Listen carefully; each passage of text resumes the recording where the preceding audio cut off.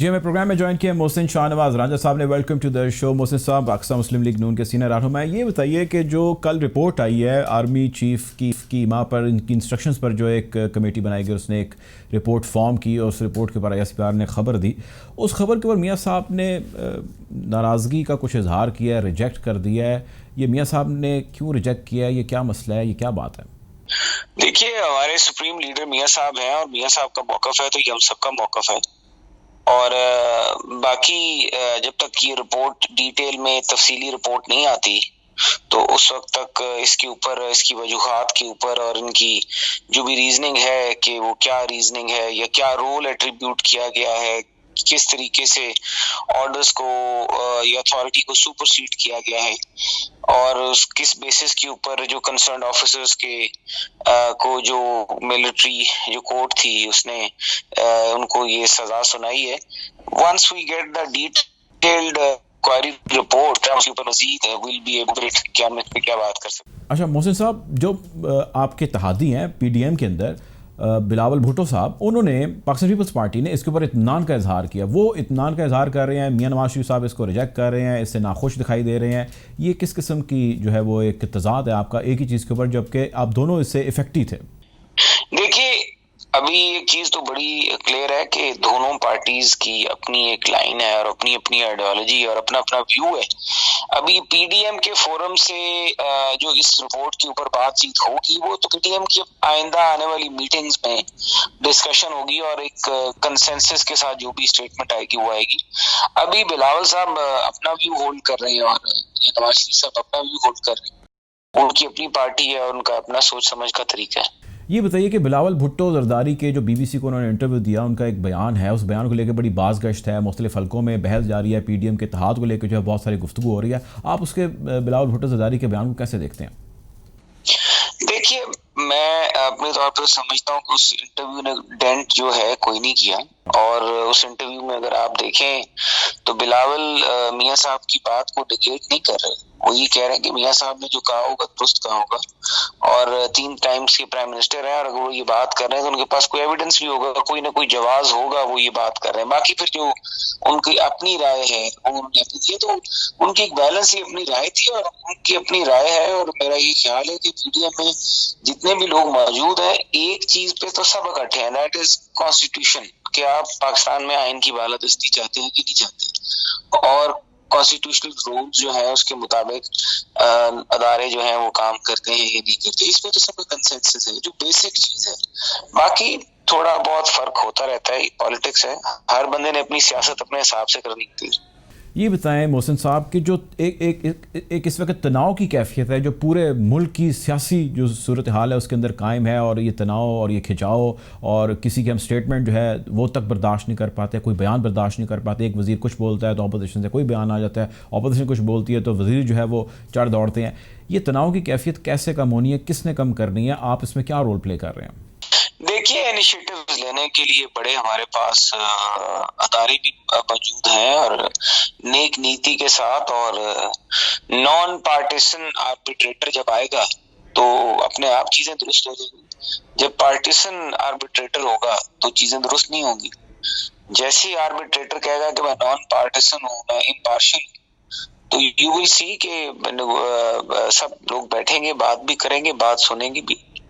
तो ये तो मैं समझता हूँ आपके पास पाकिस्तान में कई ऐसे लोग हैं और हमारे मुल्क में कई ऐसे लोग हैं, कई ऐसे अदारे हैं, ऐसी ऑर्गेनाइजेशंस हैं जो ये काम कर सकती हैं, सबको एक टेबल पे बैठा भी सकती हैं और सब बैठ भी सकते हैं। अगर एक नया सोशल कॉन्ट्रैक्ट बैठ के उसके ऊपर डिस्कशन कर ली जाए कि हमारा एक तो सोशल कॉन्ट्रैक्ट है जो कॉन्स्टिट्यूशन है, अब वो सोशल कॉन्ट्रैक्ट की जो वायलेशंस होती है उसके ऊपर अगर आप कोई बैठ के बात करना चाहते हैं तो उसको बैठ के देख लिया जाए कि उसको किस तरीके से बेहतर किया जा सकता है। तो बड़े फोरम्स हैं। मरियम नवाज साहिबा की आज की स्टेटमेंट है, वो कहती हैं कि हम जालिम के आगे डट जाएंगे। कौन है जालिम? हमें कोई जालिम के बारे में बताइए, कोई नाम लीजिए, कोई जो जुल्म का निज़ाम जिसका वो जिक्र आज भी अपनी तकरीर में GB में कर रही थी, कौन है ये जालिम जिसका जिक्र बार बार किया जा रहा है?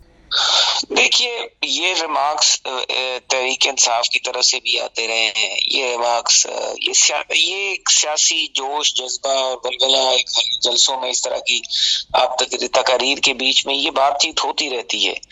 تو اس کی میرے خیال سے اس کو اتنا فار فیچ نہیں لے کے میں جانا چاہیے کہ ظالم کون ہے. ظالم ہر دفعہ ایک پارٹی اپوزیشن میں ہوتی ہے، وہ حکومت کو الیکشنز کے بیچ میں وہ اس کے اوپر تنقید بھی کرتی ہے، اس کو ظالم بھی کہتی ہے، اس کو کرپٹ بھی کہتی ہے، اس کو نگیٹ بھی کرتی ہے، کرٹیسائز بھی کرتی ہے، چاہے وہ پاکستان ہو چاہے وہ سارا تنقید کرنے کا سلسلہ، اور یہ چلتا رہتا ہے.